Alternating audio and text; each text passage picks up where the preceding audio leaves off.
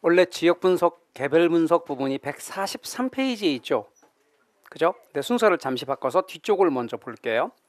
지역 분석과 개별 분석이라고 되어 있는 143페이지부터 시작이지만 페이지를 잠깐 넘겨주면 비교표가 나올 거예요. 그걸 먼저 보고 다시 돌아올게요. 먼저는 이렇게 지역 분석이 있고 개별 분석이 있습니다. 지역 분석이 있고 개별 분석이 있는데요. 지역 분석과 개별 분석의 순서를 보면 어느 게 먼저랬죠? 네, 지역 분석이 먼저 행하는 분석이니까 그렇죠. 선행 분석이란 말을 써요. 나중에 행하는 분석은 후행 분석이란 말을 써요. 단어의 뜻들 이런 걸 아시면 좀 좋겠어요. 그 다음에 분석의 내용을 보면요. 분석의 내용을 보면 지역 분석은 아까 가치 형성의 지역 요인을 분석한다 그랬죠.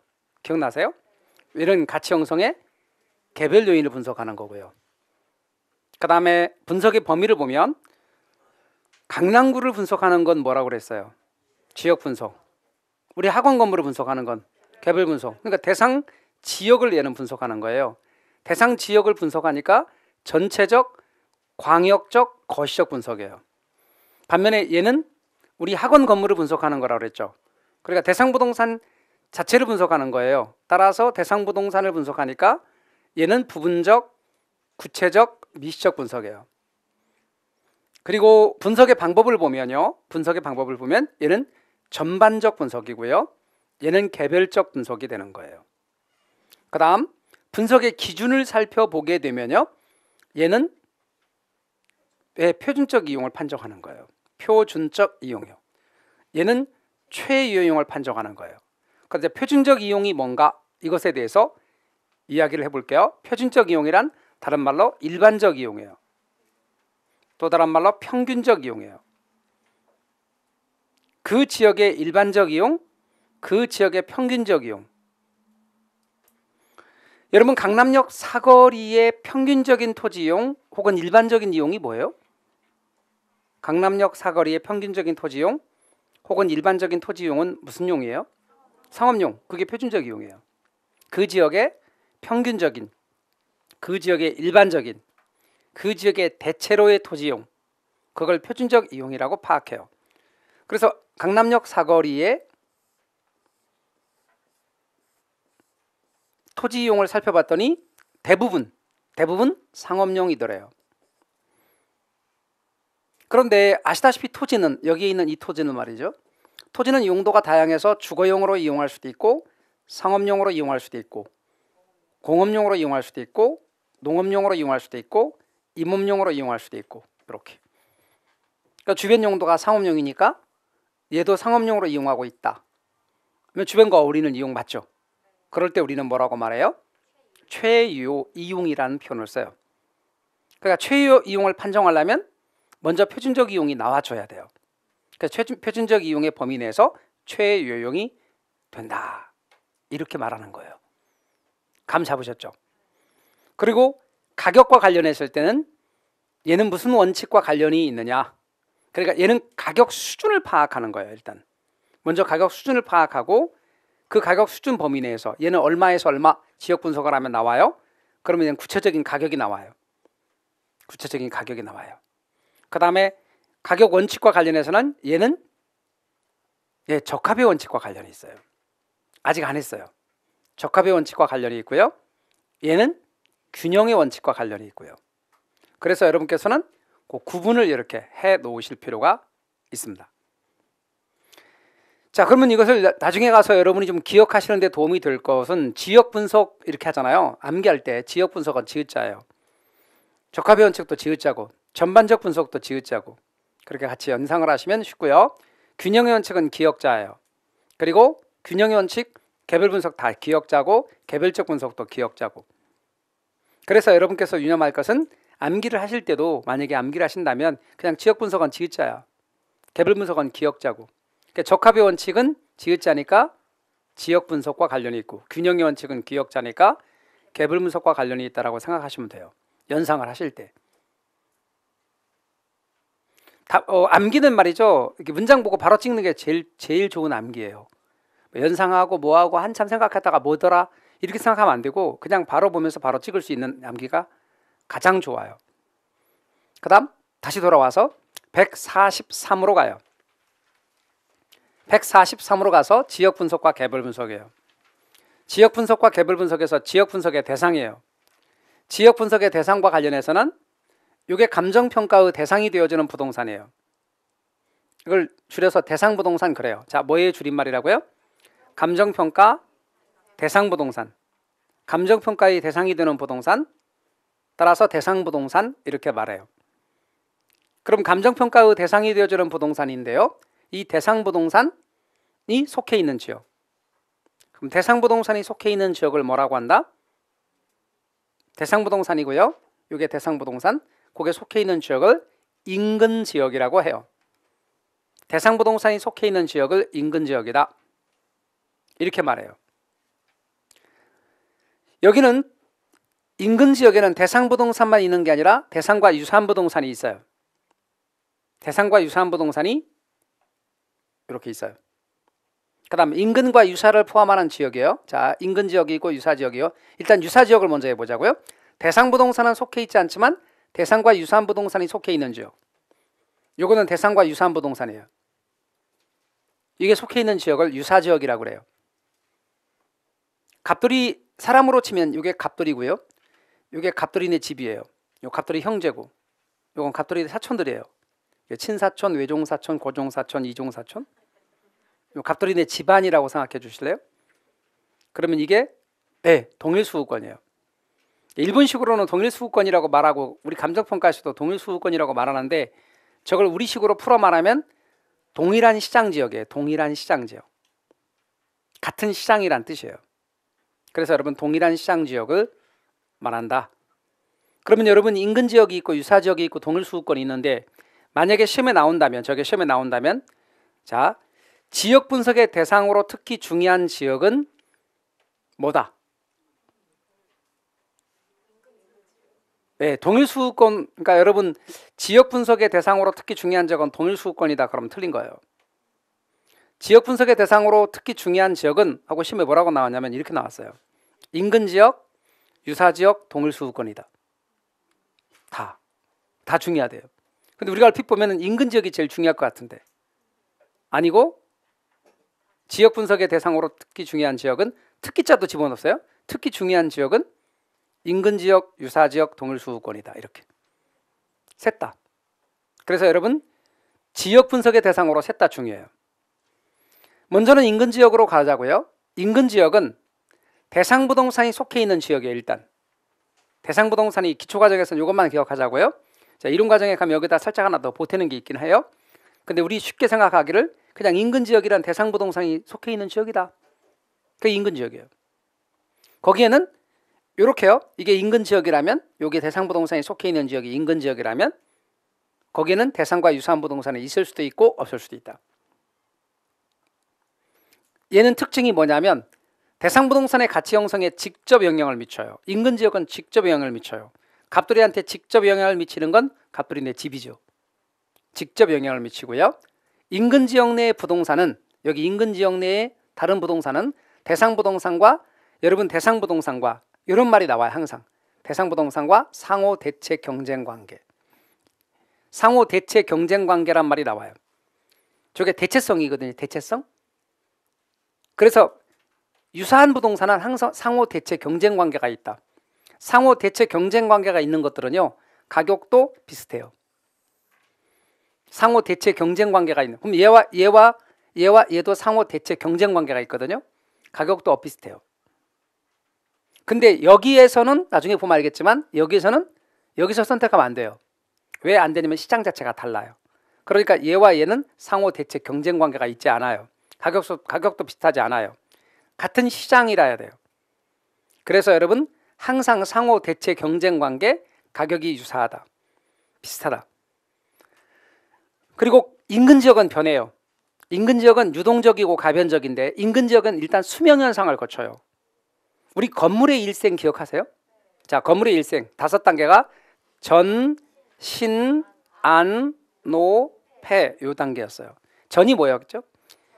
예, 개발하기 전 단계라서 전개발 단계. 신은 신축 단계, 안정 단계, 노는 노후 단계, 폐는 완전 폐물 단계, 폐물 단계예요. 이렇게 전신 안높이 건물의 일생이거든요. 그런데 인근 지역도 수명이 있어요. 그래서 인근 지역에 수명 현상이 있어요. 인근 지역의 수명 현상, 이 그림 같은 경우는 일종의 캐리커처예요. 그러니까 그림은 절대 신경 쓰지 마세요.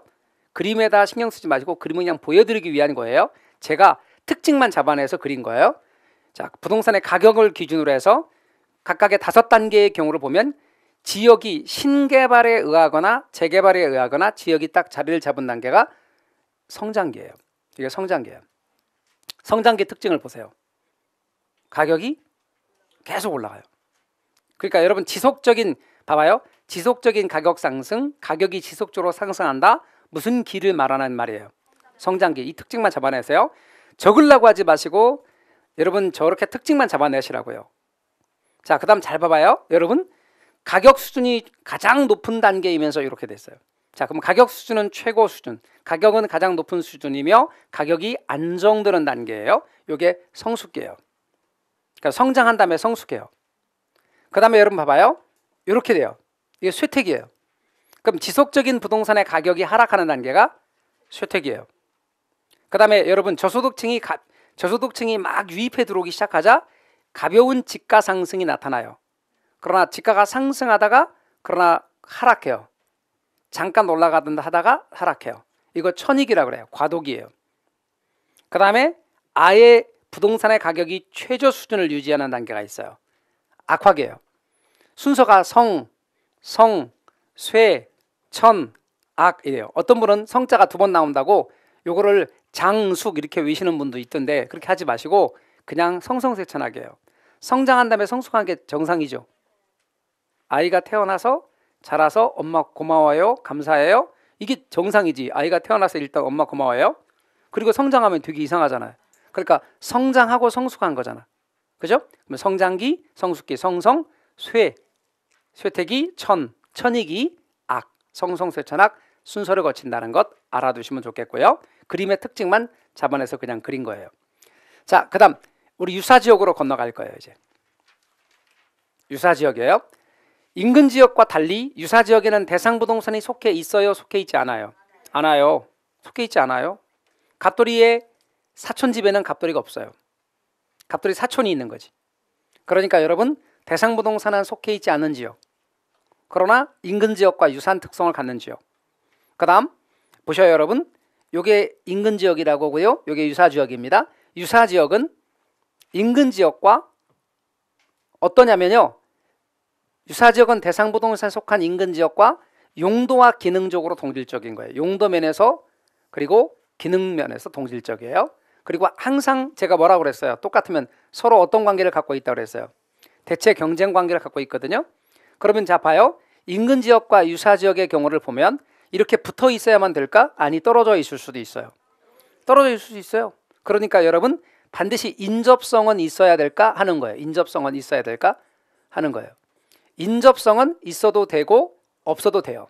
그래서 인접성은 있어도 된다 혹은 없어도 된다. 그러나 반드시 뭐는 있어야 된다? 대체성은 있어야 돼요. 대체 경쟁 관계를 갖고 있기 때문에 대체성은 반드시 있어야 된다. 그래서 여러분께서 유념할 것은 인근 지역에 있는 요 부동산도 서로 대체 경쟁 관계가 있고 여기 있는 부동산도 대체 경쟁 관계가 있다. 이렇게 여러분이 알아두시면 좋겠습니다. 이게 유사지역이에요. 사례를 선택할 때 이것을 평가하고자 할 때 여기서 사례를 선택할 수도 있지만 여기나 여기나 여기나 여기서 선택할 수도 있어요. 에듀윌 유료 회원만의 고객 밀착해요. 아 뭐였지 이거?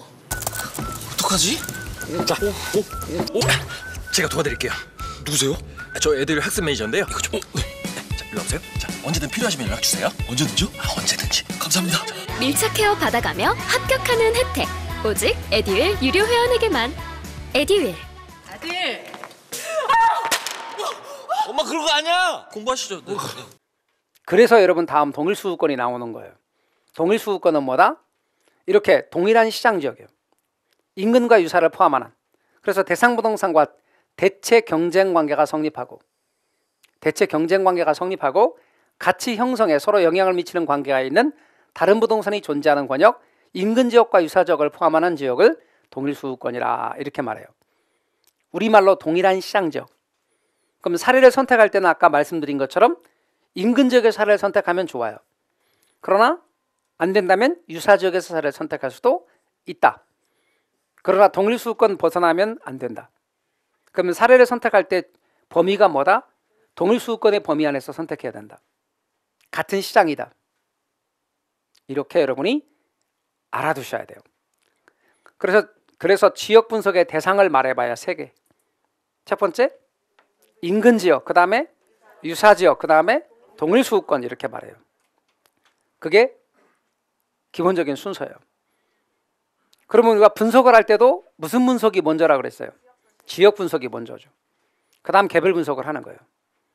지역 분석과 개별 분석의 관계를 이야기할 때도 항상 그렇습니다. 쉽게 그냥 우리가 이해를 하기 쉽게 말을 해보면 사람을 이렇게 놓고 볼 때요. 갑돌이가 있고요. 그 다음에 을순이가 있어요. 이제 을순이 집안에서 이제 사람을 넣어서 갑돌이네 집안을 알아보는 거죠. 옛날의 말입니다.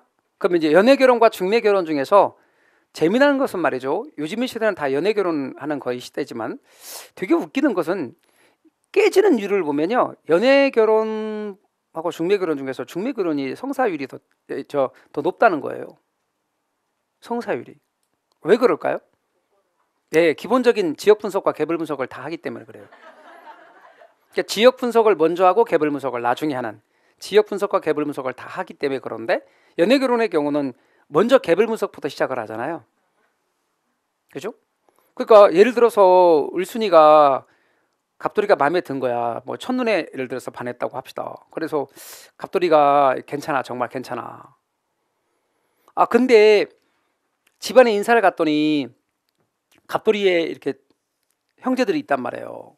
형제 자매들이 있는데 얘는 얘가 좀 조폭 같고 얘는 깡패 같고 얘는 건달 같고 그렇단 말이에요. 전부 다. 근데 얘는 정말 괜찮아 보이거든. 얘만 뼈대 있는 사람처럼 보이거든.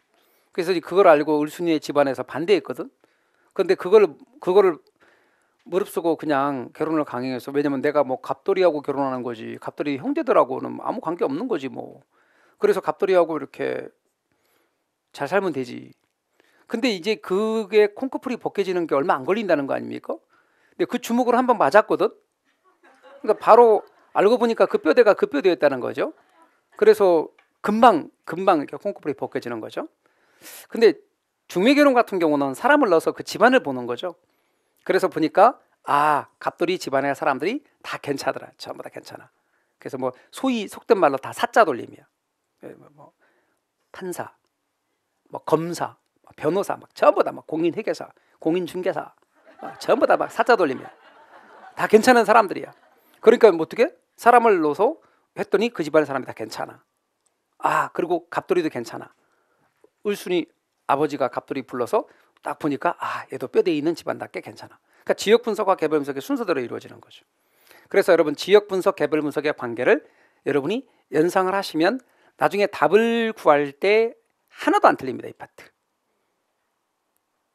근데 여러분 혹시 이런 거 있어 없어요? 개천에서 용나는 거 있을 수 있죠. 진흙 속에서도 연꽃은 핀다 이런 말 있죠. 그죠? 네, 그렇기 때문에 원래 지역 분석을 먼저 하고 개별 분석을 나중에 하는 게 원칙이고, 표준적 이용의 범위 내에서 최용이 판정되는 게 일반적이지만 그건 일반적인 거예요. 그렇지 않고 간혹 표준적 이용과 어울리지 않는 최용도 있을 수는 있어요. 그리고 있다고 해야 돼요. 그래야 희망이 생겨요. 있을 수는 있어요. 그래서 나중에 보시면 알겠지만 여러분 반드시 표준적 이용의 범위 내에서 최용이 판정되는 건 아니에요. 최유용이 표준적 이용과는 관계없이 최용이 되는 경우도 있을 수는 있어요. 그건 나중에 공부를 더 하면 제가 설명을 또 드릴 거예요. 그러나 일반적으로는 뼈대 있는 집안 가운데서 뼈대 있는 사람이 나와요. 요즘에는 개천이 없어요. 다 매워서. 진흙 속에서 연꽃이 필래도 진흙이 별로 없어요. 그러다 보니까 그런 것이 거의 없게 되는 그런 시대에 왔어요. 여하튼 중요한 건 그럼에도 불구하고 반드시 초용의 범위 내에서 표준적 이용의 범위 내에서 초용이 나오는 건 아니다. 어떤 거냐면 그 지역은 전부 다 주거 지역인데 얘가 상업용으로 이용하는데 초용이 될 수 있어요. 뭔 얘기인지 아셨죠? 그렇게 예외적인 것도 있다는 건 알아놔두세요. 나중에 이제 그 부분을 공부가 좀 더 되면 짚어드릴 거예요. 그다음 가치의 원칙 13가지를 이야기할 거예요. 부동산 가격의 재원칙 그래도 되고 가치의 원칙 해도 돼요. 쟤는 여러 가지 원칙이라는 뜻이에요. 13가지이기 때문에 여러 가지 원칙이에요. 자, 변동의 원칙부터 이야기 시작할게요. 별거 아니에요. 원칙자 붙으니까 무슨 뭐 대단한 거라고 생각하지만 부동산 가치는 변해요. 그 정도 있어요. 변한다. 부동산 가치는 변한다. 그게 변동 원칙이에요. 그래서 여러분 보시면 부동산 가치는 변한다는 거예요. 부동산 가치가 변한다는 원칙이니까 그 부동산의 가치가 1억이다 라고 말할 때 그 1억이라고 하는 것이 언제 1억인지를 명시해야 된단 말이에요. 제가 아까 뭐라고 그랬어요? 자, 부동산 가치가 언제 1억인지 평가의 기준이 되는 시점을 뭐라고요? 기준 시점. 따라서 기준 시점을 명시해야 돼요. 그다음 여러분 어떤 부동산이 거래가 된 시점은 2021년 7월 1일에 거래가 됐어요. 그런데 이 부동산을 평가하는 시점은 2022년 7월 1일이라고 가정합시다. 그럼 1년 전에 거래가 된 사례를 가지고 평가를 하는데 1년 동안의 가격 상승률이 10%예요. 그러면 그걸 반영해서 1억 1000이라고 한다. 이게 거래 시점의 가격을 기준 시점의 가격으로 조정하는 작업을 뭐라고 한다 그랬어요? 시점 수정. 시점 수정의 근거가 돼요. 그래서 앞으로 여러분은 변동의 원칙과 함께 시점이란 말이 등장하면 아, 변동의 원칙이다. 이렇게 아셔야 돼요. 이렇게 한 2번 정도쯤 짚어가면 3월달 모의고사 되게 잘 나올 것 같은데. 저는 기초과정에서 시험에 나오는 배경들을 다 이야기를 하거든요. 그리고 다음 기본과정에 또 들어가면 그게 다 시험에 나오는 내용들이에요. 시험에 나오는 내용만 좀 해요. 되게 내용 줄여가려고 노력하고 있거든요. 앞으로 더 줄일 거예요. 계속 줄이면 시험에 나오는 거 위주로 부담을 적게 드리려고 아예 컨셉 더 그렇게 정했거든요. 그러니까 최대한 개론해서 부담을 적게 들여서 2차까지 다 가자. 따라서 시점, 변동의 원칙. 그 다음 예측의 원칙. 예측은 뭐예요? 미리 거니까 예측해야지. 예상해요. 그러면 예측의 원칙은 부동산의 가치는 장래, 미래 걸 예측을 해야 된다는 거지. 미래 수익을. 그럼 1년 후에 혹은 2년 후에 발생할 미래의 수익을 현재 가치로 환원한 거니까 따라서 미래의 수익. 앞으로 여러분이 장래 혹은 미래 이런 단어가 나오면 키워드예요.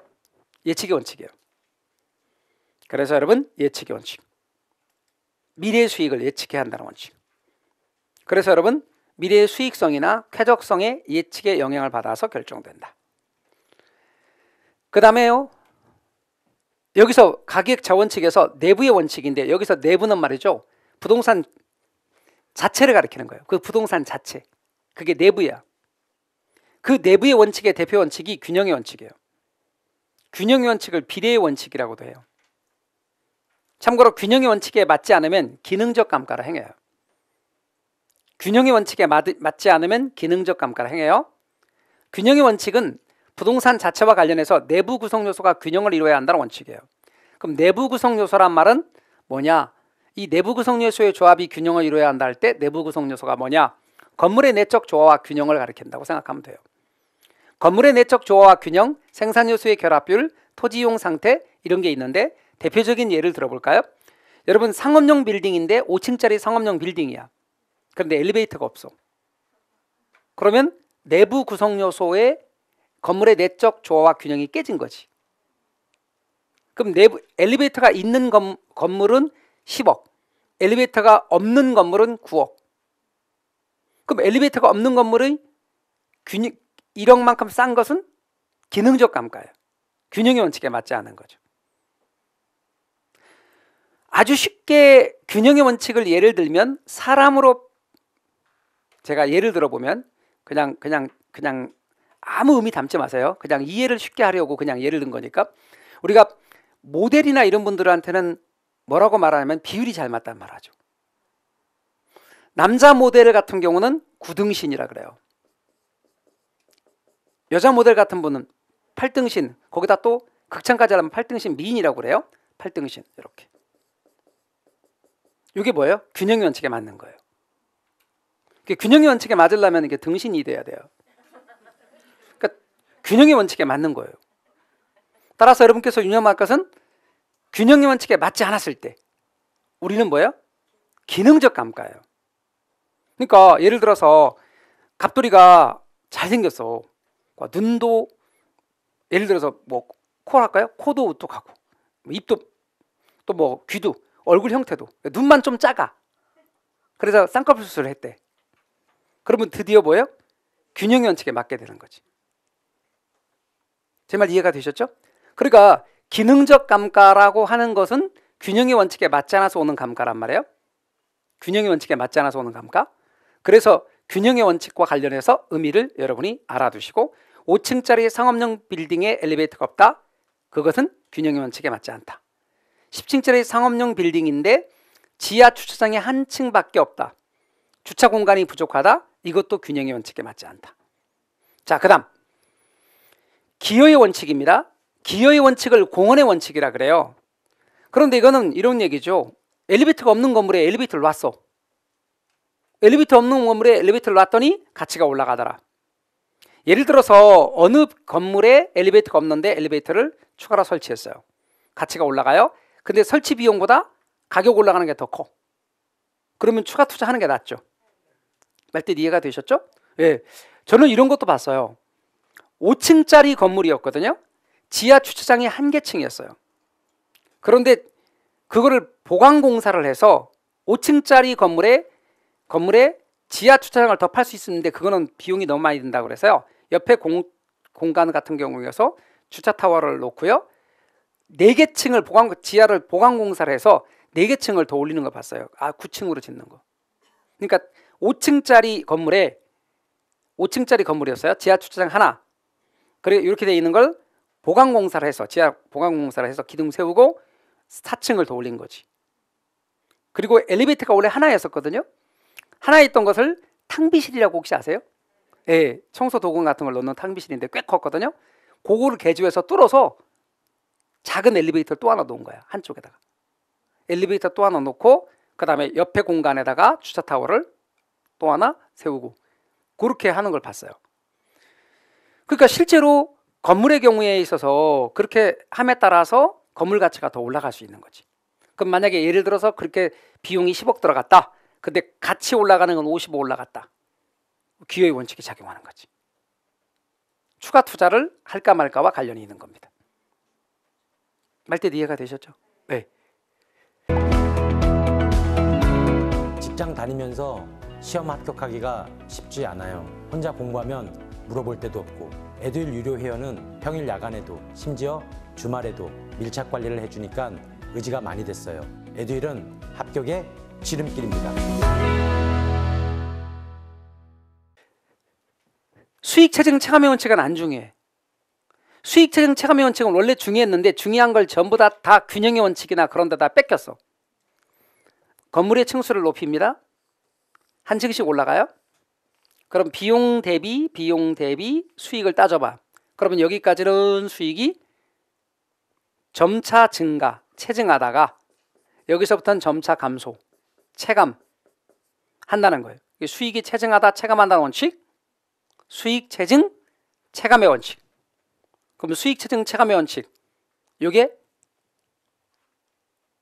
건물의 고층화 같은 데 나타나는 거예요. 수학 체감의 법칙을 건물의 고층화에다 적용하는 거다 그 말이에요. 그 다음 수익 배분의 원칙. 수익 배분의 원칙을 잉여 생산성의 원칙이라 그래요. 수익 배분의 원칙을 잉여 생산성의 원칙이라 그러는데 여러분이 유념할 것은 노동, 자본, 토지 얘네들을 투입해서 생산물을 만들어요. 그러면 얘네들을 투입해서 생산물을 만들 때 생산물 팔면 수익이 생기죠. 100원의 수익이 생겼다고 가정해봐요. 그럼 노동한테 가는 몫을 뭐라고 불러요? 임금을 해요. 임금으로 30원이 갔다고 가정을 해봐요. 100원 중에서. 그러니까 여기 수익이 100원이었거든요. 근데 그 중에 30원이 임금으로 갔다고 가정해봐요. 자본한테 가는 몫은 뭐라고 불러요? 이자라고 불러요. 자본의 사용료를 이자라 그래요. 자본은 두 가지가 있어요. 실물자본과 화폐자본이 있어요. 실물 자본에 대한 이자는 실물이자, 화폐 자본에 대한 이자는 화폐이자. 앞으로 더 공부할 거예요. 이자라고 불러요. 그런데 40원이 갔다고 가정을 해봐요. 그럼 토지에 갈 몫은 얼마예요?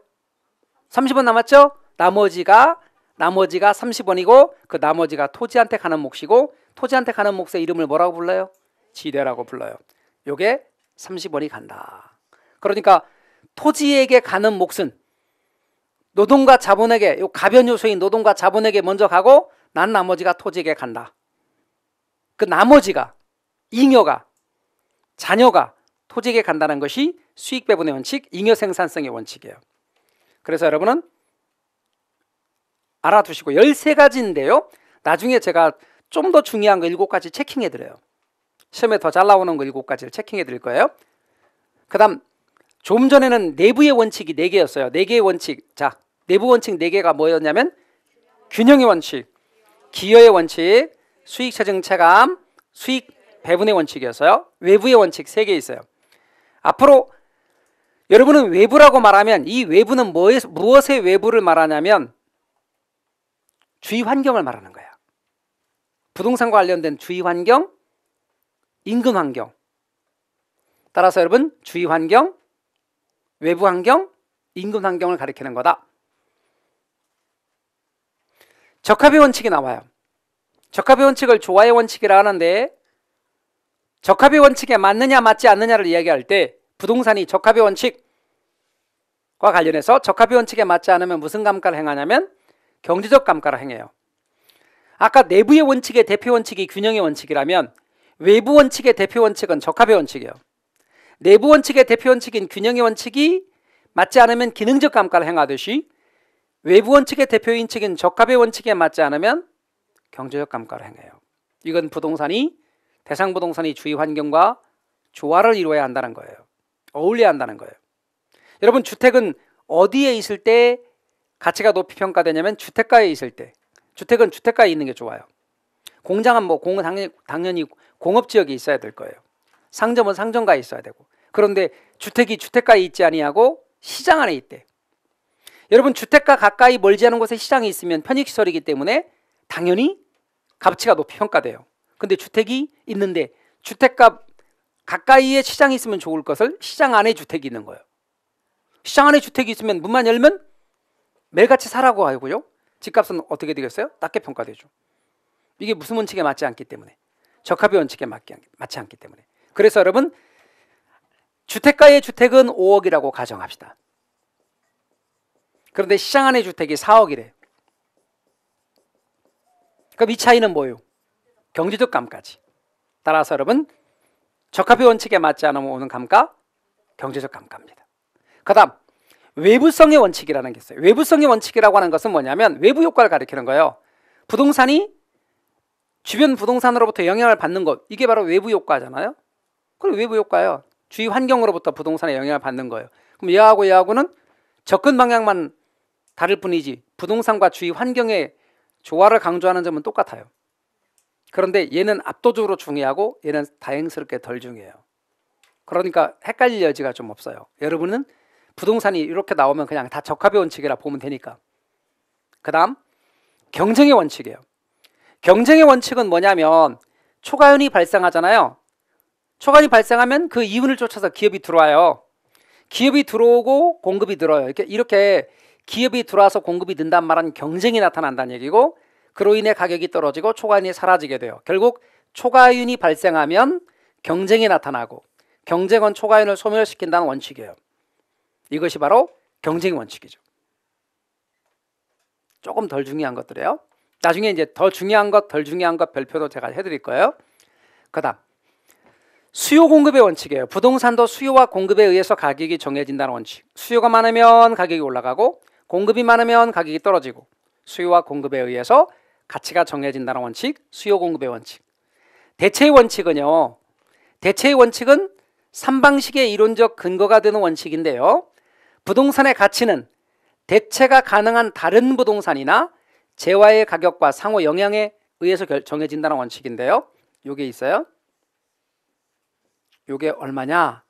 그런데 요게 요 부동산이 얘와 아까 항상 말했던 말, 대체 경쟁 관계를 갖는 부동산인데 5억이래. 그러면 얘도 얼마쯤 된다? 그렇죠, 5억쯤 된다. 그러니까 이 부동산의 가치는 대체 경쟁 관계를 갖고 있는 부동산의 가치에 영향을 받을 수밖에 없다. 그럼 얘도 5억 정도 될 것이다. 이게 대체의 원칙이에요. 이게 갤럭시 핸드폰이에요. 그러면 어디 가격에 영향을 받을 수밖에 없다? 아이폰 가격에 영향을 받을 수밖에 없다. 그래서 여러분 대체의 원칙의 의미를 알아두시면 좋겠고요. 그 다음에 기회비용의 원칙이에요. 기회비용의 원칙에서는 어떤 걸 선택함에 따라 포기한 기회비용에 의해서 평가되어야 한다는 원칙. A를 선택하기 위해서 B를 포기했다면 A의 가치는 B로 평가되어야 한다는 원칙이에요. 기회비용의 원칙. 기회비용은 실제 지불한 비용은 아니고 계산된 비용이고 인식된 비용이라는 것만 아시면 돼요. 그래서 여러분 기회비용의 원칙이라는 것도 있어요. 수요 공급의 원칙, 대체의 원칙, 기회비용의 원칙은 기타 등등의 원칙입니다. 그 다음에 여러분 최유효이용의 원칙. 최유효이용의 원칙에서 최유효이용의 의미를 알아두십시오. 객관적으로 보아 양식과 통상의 이용 능력을 보유하는 사람. 이 사람 어떤 사람이냐면 쉽게 그냥 여러분과 저를 말한다고 생각하면 돼요. 여러분과 저는 어떤 사람이냐면 객관적으로 보아 양식과 통상의 이용 능력을 보유하는 사람이에요. 자, 이 사람의 합리적이고 합법적인 최고 최선의 이용이거든요. 그러면 이 사람과 대응되는 사람을 하나 제가 소개할게요. 아까 제가 그렸던 강남역 사거리예요. 강남역 사거리의 대부분의 토지용 표준적 이용을 살펴봤더니 상업용이랍니다. 이게 표준적 이용입니다.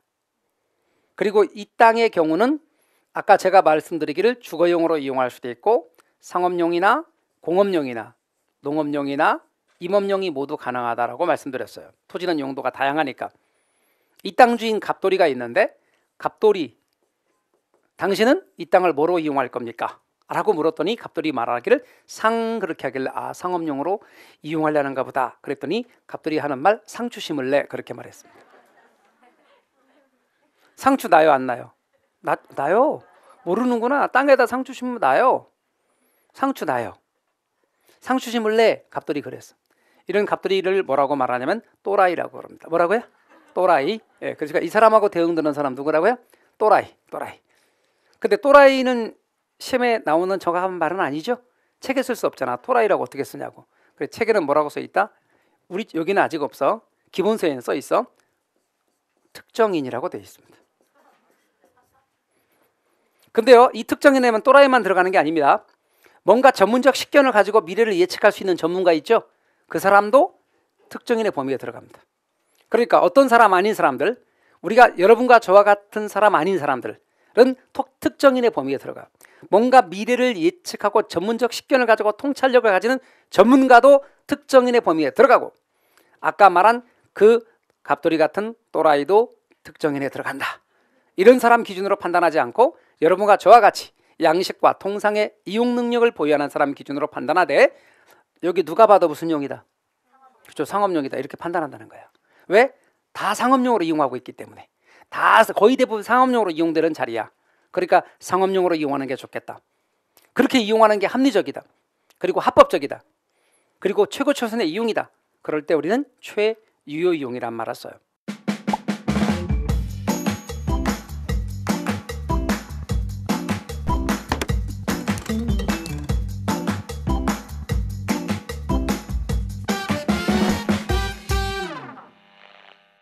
그 다음 부동산의 가치는 최유용을 전제로 파악되는 가치를 표준으로 해서 형성된다는 원칙이 바로 최유용의 원칙입니다. 최유용의 원칙을 이야기할 때는 언제나 이렇게 최유용을 항상 가치 평가할 때 전제가 되어지는 원칙이라는 걸 여러분이 생각하셔야 됩니다. 그래서 부동산의 가치는 최유용을 전제로 파악되는 가치를 표준으로 해서 형성된다. 그래서 가치 추계의 전제가 되는 원칙이다 그래요. 이게 뭔 말이냐? 또 봐요, 여러분. 봐봐요. 어떤 부동산의 경우가 있는데 예를 들어서 이렇습니다. 요게 상업용 5층짜리 건물이에요. 그런데 엘리베이터가 없어. 엘리베이터가 없는 건물이에요. 그런데 이걸 평가를 얼마로 평가를 해놨냐면, 평가사가 평가하기를 얼마로 평가하냐면 12억으로 평가해놨어요. 이걸 12억이다 이렇게 평가해놨어. 근데 사람들이 말을 하는 거예요. 어떤 사례를 찾아봤어. 근데 얘가 상업용 5층짜리 건물인데 이거하고 상호 대체 경쟁 관계를 갖고 있는 건물이에요. 근데 얘는 엘리베이터가 있어. 근데 얼마냐면 10억이야. 얘가 10억인데 평가사가 이걸 12억으로 평가해놨네? 그러면 사람들은 물어보죠. 평가사님, 이것과 대체 경쟁 관계를 갖고 있는 똑같은 건물이 똑같은데 얘는 10억인데 얘는 왜 12억인가요? 이렇게 물었단 말이에요. 평가사가 보니까 큰일 났네. 진짜네. 어떡하지? 그래서 이렇게 말했어요. 얘는 말을 해야 될 거 아니야. 얘는 엘리베이터가 보시다시피 없어요. 그래서 고객이 5층까지 걸어 다녀야 돼요. 그래서 건강해져요. 그래서 12억이에요. 그러면 사람들이 뭐라 그래? 에라이 새끼야. 그런 감정평가 나도 하겠다 라고 할 거 아니냐고요. 감정평가에 대한 신뢰가 떨어지지. 그러니까 감정평가할 때는 이걸 평가하더라도 이것과 관계되는 전제로, 최이용을 전제로 해. 그게 있든 없든 최이용을 전제로 해서 엘리베이터가 있다고 전제한다고 먼저. 그래서 평가를 해. 10억 이렇게. 근데 얘는 엘리베이터가 없잖아. 그럼 감액을 해 여기서. 그래서 얘는 8억 이런 식으로 평가를 한다 그 말이에요. 제 말 이해가 되셨습니까? 예, 이런 식으로 평가해요. 다시 말하면 먼저 최이용을 전제로 해서 평가한 다음에 대상부동산을 평가할 때는 거기서 감액하는 방식으로 평가해. 그래서 항상 가치를 추계할 때 최이용이 전제가 돼. 최이용을 전제로 해서 평가한 다음에 대상부동산을 평가할 때는 감액하는 방식이다. 아시겠죠? 그렇게 여러분이 이해를 하셔야 돼요. 가치 추계의 전제가 되는 원칙이에요. 그래서 그 다음 감정평가의 3방식 6방법에 대한 이야기를 좀 해봐요. 여러분 감정평가의 3방식 6방법을 이야기할 텐데 잠깐만요. 우리는 수요와 공급에 따라서 가격과 수량이 정해져요. 이렇게 수요, 공급, 여기서 가격이 정해지고요. 여기는 수량이 정해져요. 그러면 이렇게 놓고 볼 때 이 기본적인 원리가 수요 공급의 논리에 따라 가격과 수량이 정해지는 거 아니겠어요? 자, 가격 정해지고 수량 정해지고. 감정평가 3방식도 이 원리에서 왔다는 거예요. 공급 곡선 논리에서 온 평가 방식, 수요 곡선 논리에서 온 평가 방식, 수요와 공급의 균형 논리에서 온 평가 방식이 있어요. 먼저 비용성의 사고방식에 근거를 둔 평가 방식이 원가 방식이고, 얘는 공급 곡선 논리에서 온 평가 방식이에요. 그 다음에 시장성의 사고방식에 근거를 둔 방식이 비교 방식이고, 얘는 균형 논리에서 온 거예요. 그 다음에 수익성의 사고방식에 근거를 두고 놓은 게 수익 방식이고, 얘는 수요 곡선 논리에서 온 거예요. 그러니까 얘는 공급 곡선 논리니까 공급 가격이네. 아시다시피 공급 곡선까지 수직 높이가 공급 가격이었잖아요. 그럼 수요 곡선 논리에서 온 얘는 무슨 가격이겠어? 수요 가격이겠지. 그러면 수요와 공급의 균형 논리에서 온 얘는 무슨 가격이냐면 수요 공급 가격이 균형 가격이죠. 따라서 균형 가격의 성격을 지닌다 이렇게 말하는 거예요. 근데 가액을 구하는 방법과 임료를 구하는 방법이 있는데, 원가 방식에서 가액을 구하는 방법, 원가 방식에서 가액을 구하는 방법이 있단 말이죠. 이 가액을 구하는 방법과 관련해서 원가법이라고 불러요. 원가법, 무슨 가액? 적산가액 이렇게 말해요. 명칭하셔야 돼. 임료를 구하는 방식으로는 적산법, 적산임료.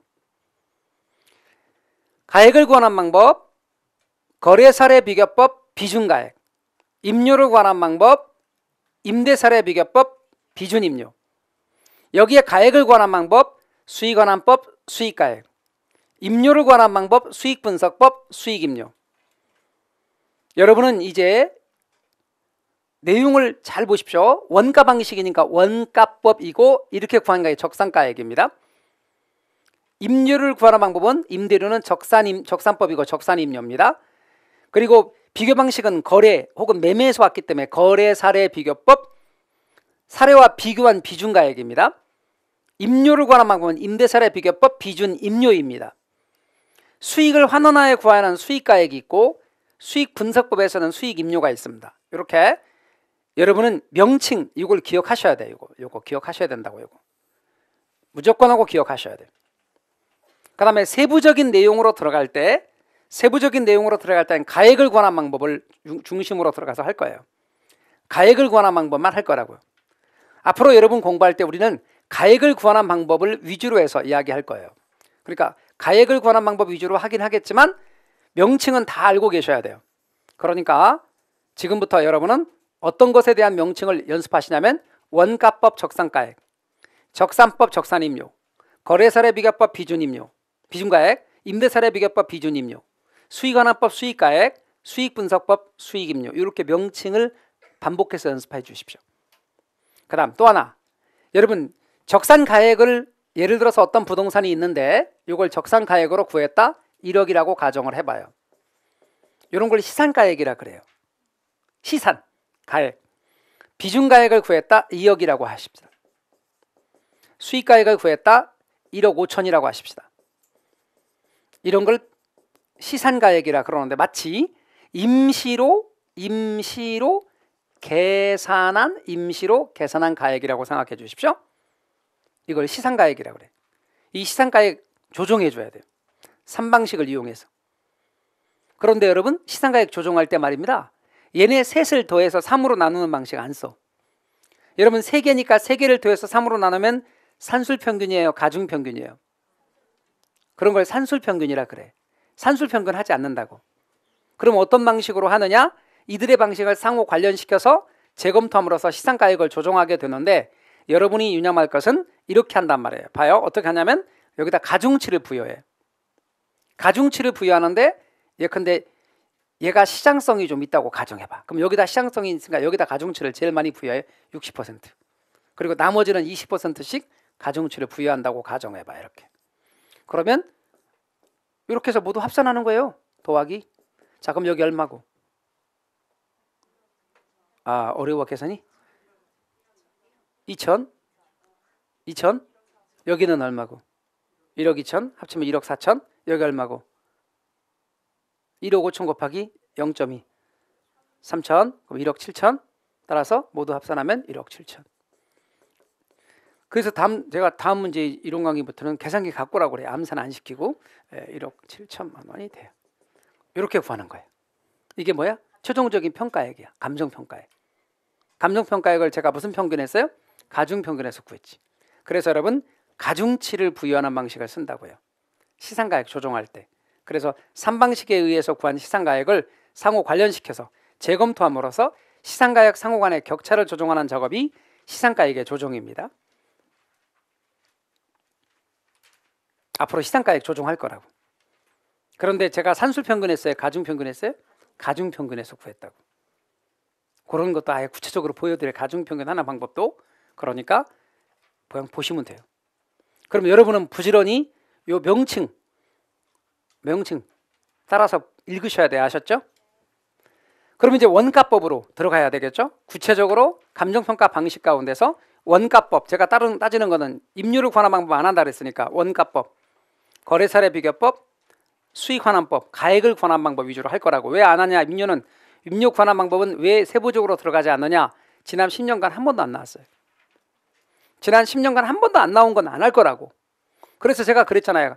강의의 분량들을 막 줄여드릴 거라고요. 앞으로 계속해서 줄여드릴 거예요. 그러니까 시험에 나오는 거 위주로만 할 거라고요. 책에 있어도 시험에 덜 나오는 건 안 할 거라고요. 아시겠죠? 그러면 우리는 원가법, 거래사례 비교법, 수익환원법 이제 쉬었다가 거기로 들어가겠습니다. 쉬었다 하시죠.